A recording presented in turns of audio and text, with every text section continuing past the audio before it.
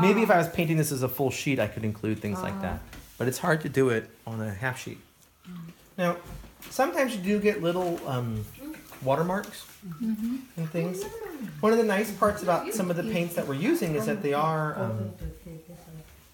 liftable, right? With a little bit of attentiveness. You know, your painting of this in the gallery that you display, is that full sheet? Or No, half. It was half. That's what I thought. Yeah. It seemed much larger, maybe because it's framed. Well, the framing takes it out to the yes. So at least 6 inches. Yeah. Around. Yeah, it's much more. So over here, there's a little watermark, just to say. So I wet it very gently with water.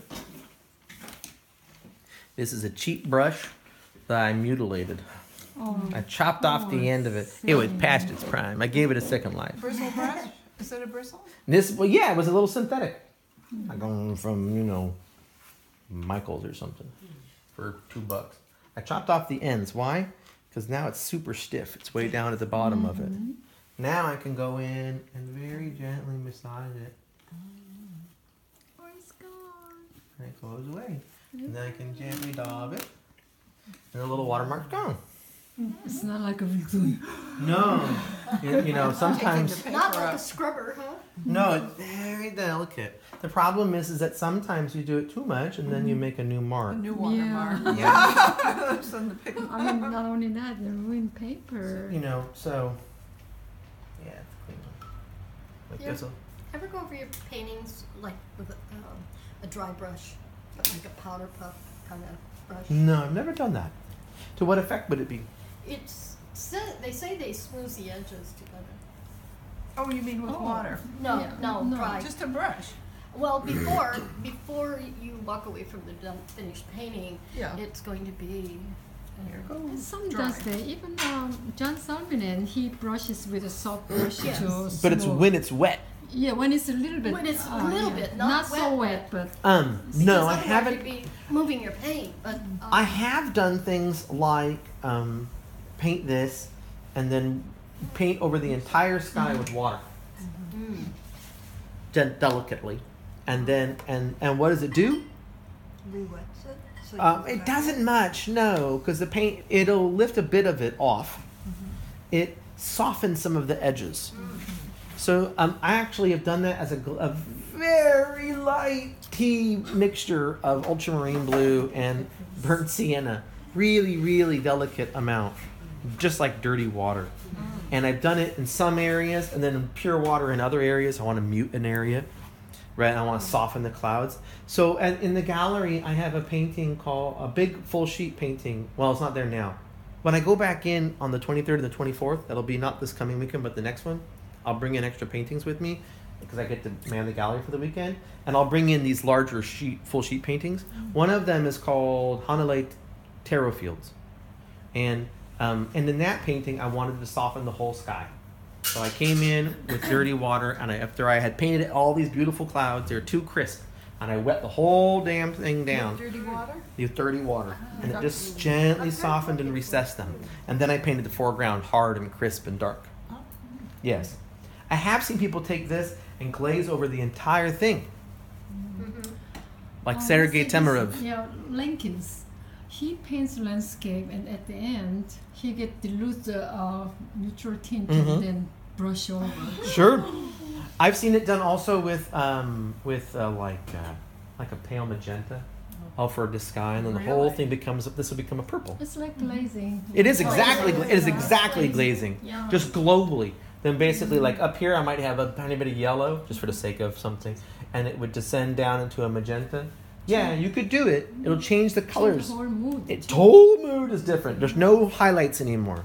All the highlights would become a pale pink, right? Oh. And all the blues would become a pale purple, Oh my. right? So it changes everything. And then this becomes like, what is it called? A grisaille, Yes. right? In oil painting, when they do the black and white underpainting, Yeah. it's just for value. Yeah. And then a grisaille, and then you put the color on top. So you could do that. I just as well paint it with the color that I would want from the beginning. Right. But yeah, but I know folks who've done that. I've watched videos of it, and it's not like his paintings are fantastic. So who am I to complain? Yeah, I've just seen it dry brush, biggest brush you have, and I then have a big brush over there. yeah, Can and then you some- just brush it. Yeah. Ah, I got one just like that. Almost the same giant Chinese brush. Yeah, when I do What do you calligraphy. do with it? Calligraphy. Oh, You make a big my tree brush with is it? perfect. Actually, when I painted, I tried to paint some paintings. I haven't Can you tried. handle here? No, a little bit big. For the ocean. But it would just Here we go. You gotta there to soften the edges. That's fascinating. I have a giant one like this. I got it because I was painting on stuff called elephant sheets. Oh, really? Elephant sheets are huge. I get it. Elephant sheets are the size of a full sheet. Rice paper on the Double. ground and then just Wow. big Right? lettering. I was having a hard time covering space. It was 4 times the size of this. Yeah. So I got a gigantic brush. And I would use it to make gigantic calligraphic brushes and gigantic washers. So yes, right? Was It's it a okay. hairbrush? You can make it later. Yeah, later. just A like that. Chinese. I don't Yeah. think I can get it back in there. So I've mixed up what's going to become the ocean. The ocean is going to be a little bit darker than everything else. And I'm just going to freehand it. And I want some dry brush in it. I want it to be a little bit bluer. I want a little sparkle. And I want a little bit bluer and a little bit darker. What color is that? This is ultramarine blue with a little bit of burnt sienna. But I keep, and maybe I had some of the Van Dyke, but I bet it was mostly ultramarine blue and burnt sienna. But I'm doing more and more, a little bit more. I want to kind of, almost like a Prussian blue, right? But not quite as green. Prussian blue is a lovely beginning color for oceans as well, right? Prussian blue. Yeah, because sometimes oceans have a bit of green in them. Yeah. Here we go. Watch out, I'm going to block your camera again. That's okay. I will go So- around it.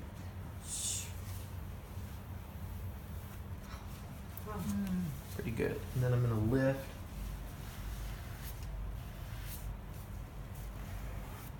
There we go. Yeah, it was just above the horizon line. Yeah, that's nice. There we go. Right? And then, like always, my apologies if I stain your shirt. Right? And then this is going to be a cove in the foreground. I want some sort of splashy opportunities. Boy, that's. Oh, I like that. Right? Yes. So that's going to be the ocean. Wow. Oh, that's all those gems are showing. Yeah. And then Oh, I'll come in. I'll come in and I want it to be a little bit darker here and there. Was me. Right? I want to create some variety in terms of value. Now you go quick, and you can keep some of the speckles. Absolutely. You don't have to lose the speckles as long as you go quick. Right? Is this rough also? Mm-hmm. Yeah. Yes. Yeah, this is my paper again. I feel like I want to go back over this because it's not dark enough. Up top. Just soften.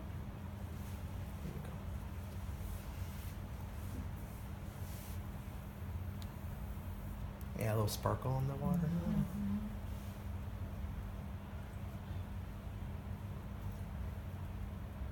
And I'm going to bring it down and connect it because it's drier in the middle, right?